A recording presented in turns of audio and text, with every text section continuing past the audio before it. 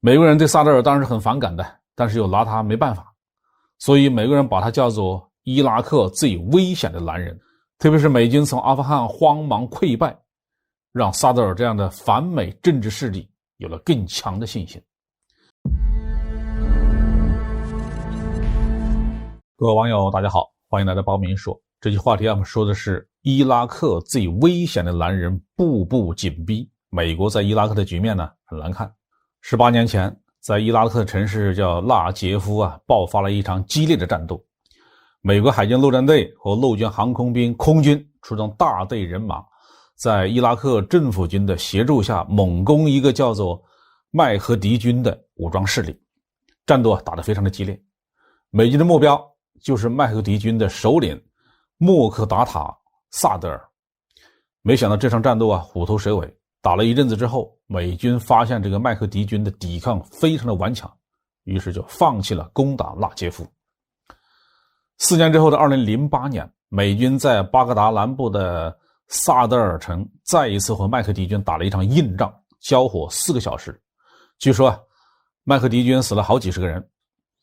那几年正是美国在伊拉克战斗力最强的时候，这个麦荷迪军和萨德尔竟然敢于和美军正面对抗，那真是个胆子不小的政治人物啊。最近几天呢，萨德尔又上新闻了，这次他搞的声势更大。在伊拉克大选当中萨德尔控制的政治团体已经在议会的329个席位里面拿到了73个，属于举足轻重的大人物了。这位萨德尔是一个坚定的民族主义者，对美国侵略伊拉克的行为他一直是坚决反对。为此他不惜出动手下的武装力量反复和美军交战。上面说的这2次战斗只不过是规模比较大的，值得上新闻的罢了。在过去的20多年里面呢，萨德尔手下和美军的小规模交战是不计其数，所以萨德尔在伊拉克政坛上起的优势，恐怕意味着美军在伊拉克的日子要更加不好过了。我们先来看看萨德尔什么出身。伊斯兰教分很多派别，比较大的包括什叶派和逊尼派，在多数阿拉伯国家占主流的都是逊尼派，但是在伊朗占主流的就是什叶派。伊拉克的什叶派影响力呢也很大，萨德尔的父亲穆罕默德·萨德尔就是什叶派的领袖。但是在伊拉克呢，逊尼派的势力还是更大一些，所以什叶派的处境呢非常微妙。当年的伊拉克总统萨达姆·侯赛因就是逊尼派的，对萨德尔家族非常的反感。上世纪90年代末期，萨德尔政府虽然遭到了美国沉重的打击和严厉的制裁，但是也没有忘记对付什叶派。今天这位萨德尔的父亲当年就是伊拉克的什叶派的领袖，结果萨达姆政府出手杀掉了老萨德尔和他的2个儿子。但是这个莫克塔达萨德尔幸免于难，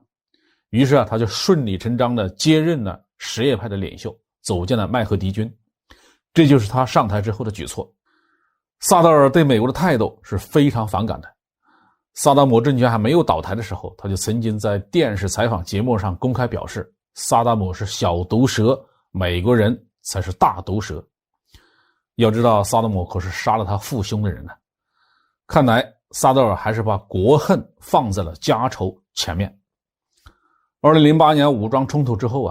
萨德尔和美军达成了停火，被迫解散了麦荷迪军。然后萨德尔到伊朗待了4年，当他回到伊拉克的时候，就改变了策略，把民生工作放在第一位，武装反抗呢不作为重点了。经过长期的经营加上什叶派的信众的支持，这个萨德尔的影响力是越来越大。不过搞民生并不意味着萨德尔放弃武装斗争呢，他等的是一个时机。2020年的1月3号，美国总统特朗普指示美军在伊拉克打死了伊朗革命卫队的首领苏莱曼尼。那萨德尔立刻宣布，为了反抗美国的侵略，立刻重建麦荷迪军。如此一来，萨德尔就成了一位同时具备政治、宗教和军事影响力的大人物。而且萨德尔今年只有47岁，是政治领袖的黄金年龄。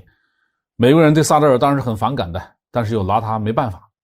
所以美国人把他叫做伊拉克最危险的男人。特别是美军从阿富汗慌忙溃败，让萨德尔这样的反美政治势力有了更强的信心。其实啊，美军现在在伊拉克的姿态已经放得很低了，不再执行作战任务。但是要想让美军撤走，只怕也没那么容易，因为伊拉克在美军的中东布局当中占着一个很重要的位置，向东可以威慑伊朗，向东南可以进入波斯湾，向西北和叙利亚接壤，退出伊拉克，美军的中东战略支点就不复存在。所以在今后的一段时间里面呢，萨德尔和美国势力之间的争斗会成为伊拉克政治生活当中最大的冲突点之一。要是美国人就这样被赶走了，那么随之而来的可能就是要退出叙利亚，甚至是退出波斯湾，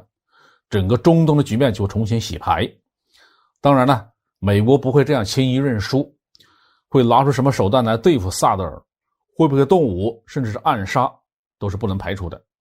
好，这期话题就说到这里。